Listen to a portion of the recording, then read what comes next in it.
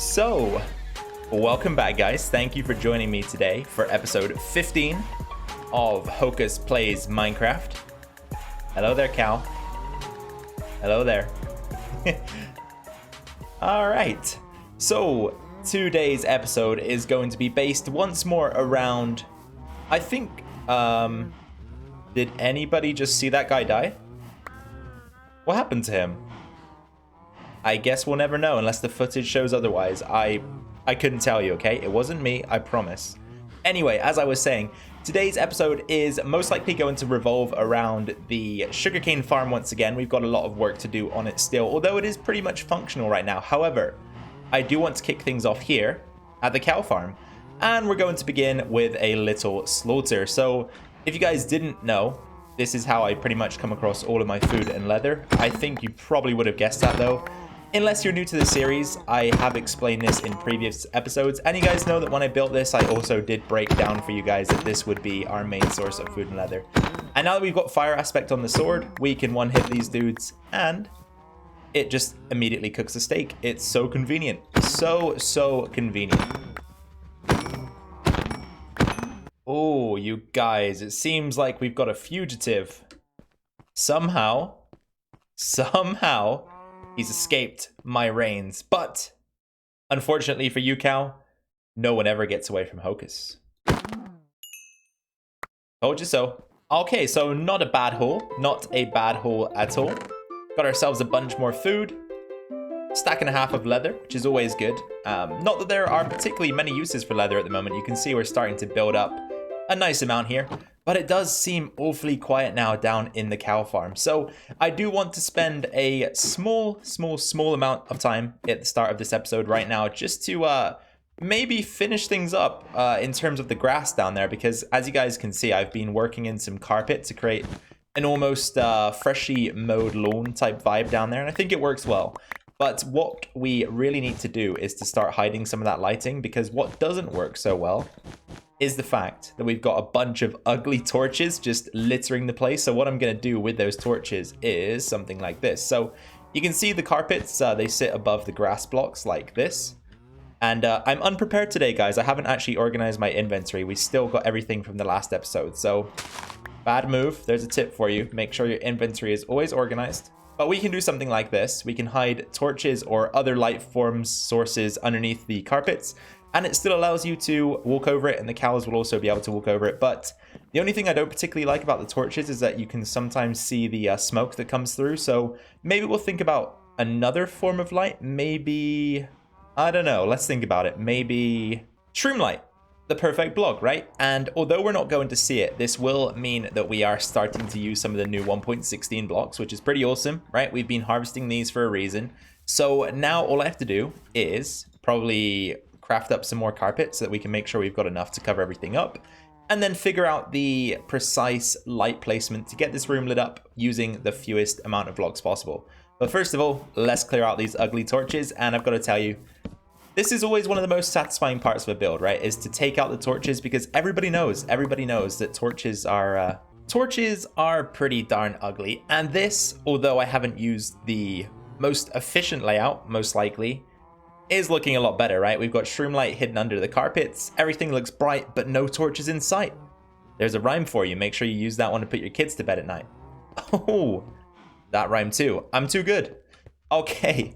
I heard a slime. There he is. I am going to definitely slay both of these guys, because if you remember in the last episode, we were actually running kind of short on slime balls. So let's just make sure every time we hear a slime, we deal with them appropriately and get their loot.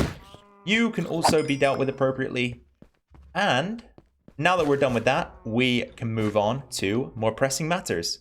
Okay then, guys, so as I say, we're over here at the sugarcane farm doing a little bit of work today, and there are a few things I've got in mind. But first of all, where did they go? Right, there they are. We've got a visitor, or 3 visitors here. So this dude found his way into the sugarcane farm, and I don't know if they're still in the area, but oh yep, there they are. Look at this, how common is this occurrence? To have a raid party and the wandering trader at the same time? I don't think I've ever seen that, but of course, as we always do when they appear, we just fly away from our problems. Now, I promise, I totally promise that it is just an absolutely strange coincidence that the Wandering Trader and his llamas are no longer here, and that at the same time I have 2 leads and 6 leather in my inventory. I promise, just a coincidence, okay? I didn't do anything. They just disappeared. But that is neither here nor there. So we today need to work on the collection system for this thing, and that is going to be somewhere down here. So we should have the tracks in place. We just need to link them up to a hopper system. So that is going to be one of the main goals for today. But I think before we do that, we should probably expand our little bit of land here. So maybe going about 3 or 4 blocks back would give us enough space to operate in.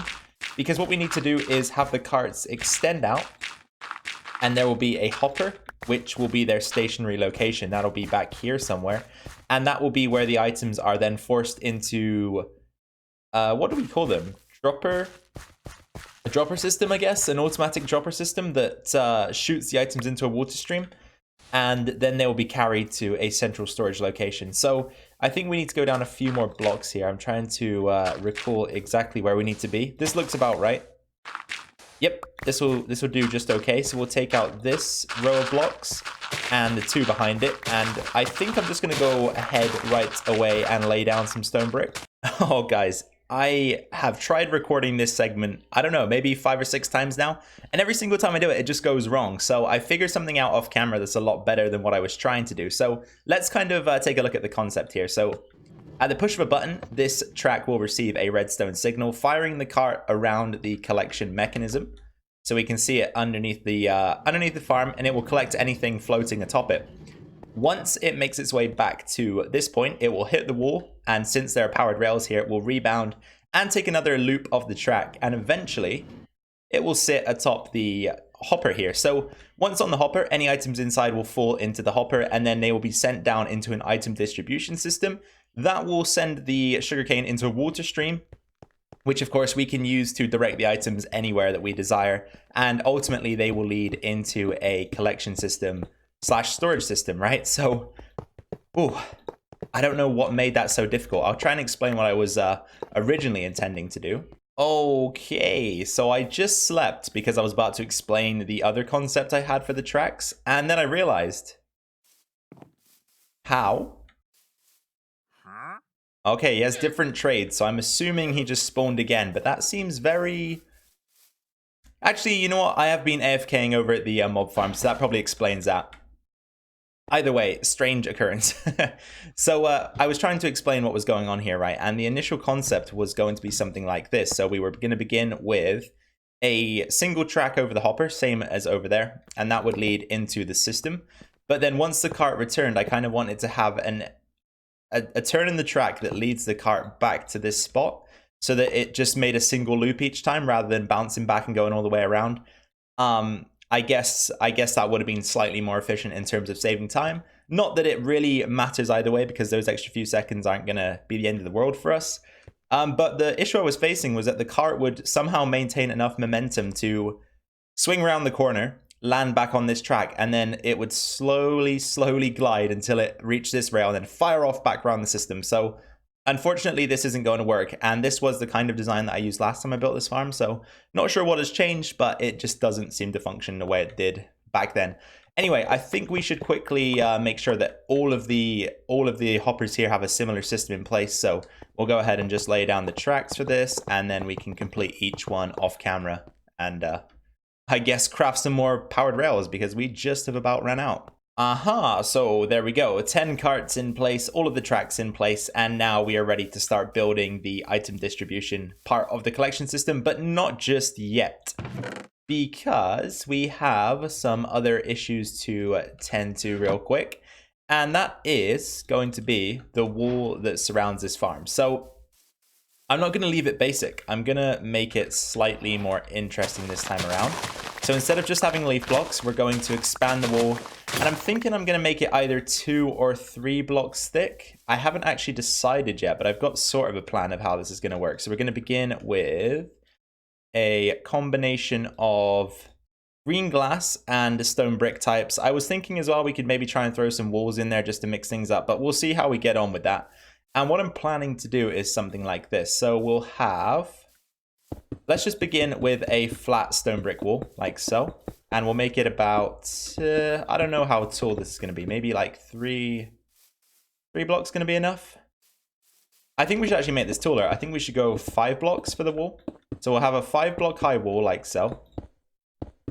And yeah, this is subject to change, so don't take everything as it is.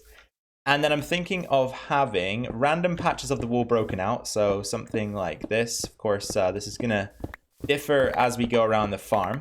And then inside of these broken patches, we're going to have some glass blocks. So that'll look something like this. Oops, let's just make sure, we got the silk touch on. I'm going to grab this block before I carry on. So these broken patches will be filled in with glass. And then I'm thinking that we kind of like outline it with some sort of like leaf system that sort of like looks like it's overhanging over the glass. And once again, this doesn't have to be perfect. It might not cover all of the stone brick, might not cover any of the glass at all, but I want to do something like this. So we could even extend it down the middle slightly. And then we could also go ahead and maybe throw some vines in there just to make it a little bit more interesting. Ooh, I don't know. It's not looking great so far. But then there was also the idea of maybe throwing in some different stone brick types as well. So we don't just have the plain stone brick, but we have some mossy in there, some cracked. This could look good if done right, I think. But this isn't the correct way to do it. This is a little bit messy. So maybe I'll make some attempts at this off camera and try and make it a bit more uniform, because I was thinking that we could even make this 3 wide, so we'd have the wall down the middle and then maybe some glass in there, of course, and then either side of that wall we have the leaves. So you see, oops, not like that, just too far, but you see some of the leaves on one side and the others on the other, like so. So it'll be 3 thick instead. I think that might work a little bit better. Here, let me experiment off camera. That's probably the best thing to do here so we don't waste too much time. But you know what? And the more that I look at it, the more I think we could definitely make this work. I think we can definitely make this work. You guys, I know there is just something missing from this wall texture, and I think I've got the key to it. I think it's spruce wood. We've been using it awfully often, but spruce wood just looks so good, especially when stripped. So give me just a moment to implement this, and I think that this is going to take the wall from, I don't know, maybe like a 5 or a 6 up to hopefully an 8. But we'll see what we can do. I'm thinking this is the missing ingredient. All right then, guys, check it out. Check it out. What do you think? Of course, as always, let me know down in the comments below if there is anything you'd want to add, change, or take away from the design here. But I've got a concept going, and I have switched it up. So as you might have noticed in the last clip, or I mean, you definitely would have noticed as long as you're listening and watching, we've included spruce wood. And I think the combination of brown, green, and gray works very well, just because they're all very natural colors, right? So stone is often gray, and then of course wood is brown, and then you have the leaves which are green, and the glass is the same color. So it definitely works well together. I like the combination, and the spruce is definitely adding something that I thought it would. But I've got one final decision to make, and one side note as well is that instead of having random glass patterns, I'm just going to have some more calculated gaps. So I think this one is 14 wide, and then this one is 5 wide, and they are repeated on the far side. But we've run out of green dye, so we need to make sure that we're growing and harvesting cacti as often as possible. But the decision we have to make is what we're going to go with over the top. So I'm thinking that slabs would probably be a good idea. So what I'm going to do is I'm going to craft up a couple of options, and I'm thinking either spruce or stone brick for this job. So this is going to be atop the wall. So let's just get up there so that we can check it out together. And I think what we'll do is we'll just do a little demonstration of each. So we've got 1, 2, 3, 4, 5, 6, 7, 8, 9. Yeah, that'll be fine. 2, 3, 4, 5, 6, 7, 8, and 9. And then we'll come down here and kind of see which one we like the most. Okay, so they both definitely work, but one thing I do want to test is the stone brick over the top of the stone brick walls, because that's going to be where the issue lies. If there is an issue with this, there might be a little bit too much stone brick going on. So let's just see how that looks before we make any decisions. But I am kind of edging towards the stone brick, if I'm honest. So let's go ahead and test that out. Okay, so yeah, maybe. Yeah, I don't know. I think maybe over the top of the stone brick, it is a little bit too much stone brick.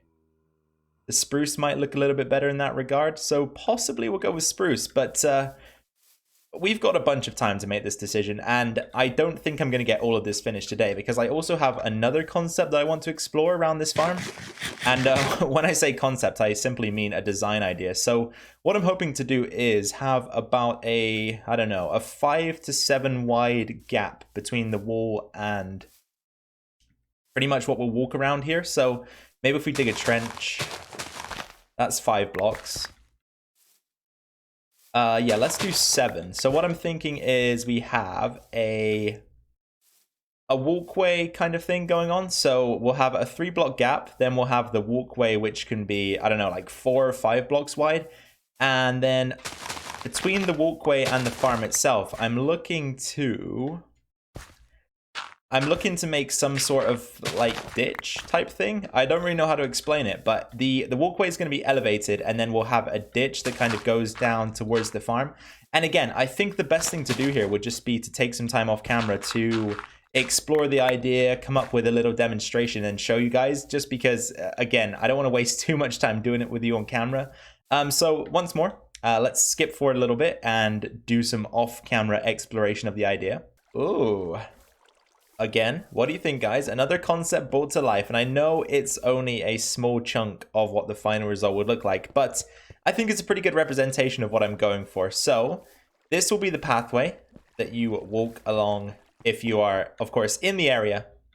But either side of this pathway, so on this side there is nothing just yet, but on the inside we've got some nice detail and design. So as I say, it slopes down towards the side of the farm. I've replaced the inside wall with the stone brick pattern again. I've added a 2-block deep layer of water at the bottom there, and if we jump in, you'll notice I've actually bone mealed the grass. I've put a bit of sugarcane down here to grow, and taking inspiration from a recent Hermitcraft episode from Etho, again, taking inspiration from Etho, never a bad thing. I've used the trapdoors to create this kind of pipe-looking thing that the water comes out of, and I think that looks really cool, right? So let's take a look from the top again. Uh-oh, not these guys again. Oh, I think we should be safe for the time being. But from the top, again, you can't really see that much of the detail, but it is definitely there, I promise. You can, however, see the pipe, you can see the top of the sugarcane, and you can just about see some grass if you are looking out for it, the seagrass that is. So all in all, I think this is going to look awesome once we have it completed, and we'll try to get some lighting down there as well, maybe hide some underneath the water so that it illuminates the water more than the ground down there. But we will be spending most of our time up here. And originally I did have the half slabs at the bottom of the block here just to give some more depth to the pathway. But in that situation, you can't really see over the barriers very well. So it kind of defeats the purpose of having any detail down there at all because you won't even be able to see it. So I think having the blocks like this works well. And all in all, it turned out pretty much the way I wanted it to. So this will eventually continue all of the way around the outside of the farm. But I think that we've probably spent enough time decorating the farm, right? Or at least coming up with ideas to decorate it. It isn't actually finished just yet, but we will get to work on this over time, so don't worry. So I think what we should do is get some more technical work done in the form of the item distribution system that's going to sit underneath the carts here, just so that we can start harvesting this farm and having it work for us automatically, because I don't want to keep manually collecting this thing. It's kind of annoying. So guys, we now find ourselves below the collection system. And it is time, as I say, to implement something that will allow us to automatically dispense items and have them fall into a water stream that we can then use to carry them to a central storage location. So first of all, we'll lay down some stone brick. This is what we're going to build upon. And then right here, we'll have our dropper. This is where the items are going to fly out from. So well, I guess that's going to start filling up, which is kind of a nuisance, but we'll deal with that later. So what we need to do is we'll have an observer here that is facing in this direction, and we will want to have one more observer which is facing in the opposite direction. So let's try and get that laid down. And if you guys didn't know, if two observers are facing each other like this and come into contact, this guy right here will just continually fire over and over again, which forces the dropper to just release item after item after item after item until, of course, it eventually runs out of items to dispense. So that's how that is going to work. We are going to have this hooked up to a sticky piston. So what we'll do next is take out a couple blocks here, get our sticky piston in, and we want this guy to be facing like that. Uh-oh. So first problem is already being met. You can see that something is causing the piston to fire, and that is going to break this entire system. Well, you know what, guys? That was actually a fortunate misfiring there of the contraption, because I built it the wrong way around. We actually need to leave the backside of the dropper open so that we can have a comparator that is reading whether or not it has items inside of it. So what we'll do instead is we'll have the observers on the following side, and they will again be placed to face each other. So we'll have one facing that way. Oh, no. Hold up. This actually needs to go one block further back then by the looks of that. And sometimes things like this, they do take a little bit of experimentation. So our sticky piston will go there instead. And again, it's powered. This isn't what we need right now. Ooh, this is tough. This is really tough. Finding myself in a bit of a position. Maybe I have found a solution though. I've just thought of one on the spot. So we'll go down one extra block. And that means we're going to have to spend an extra hopper for each of the dropper systems, but that's fine because that will save us from having to work around this redstone problem here. So what we'll do instead is we'll have the dropper right here. That will go into the comparator, into a repeater to extend the signal. The redstone dust will take the signal back into a block like so. We'll then have the block power the sticky piston, which then forces the observer forwards. Now, can we get that in space? That needs to go right there. Yep. And then we can replace this block here. So that will force the observer forward. And then we'll have a second observer right here facing into...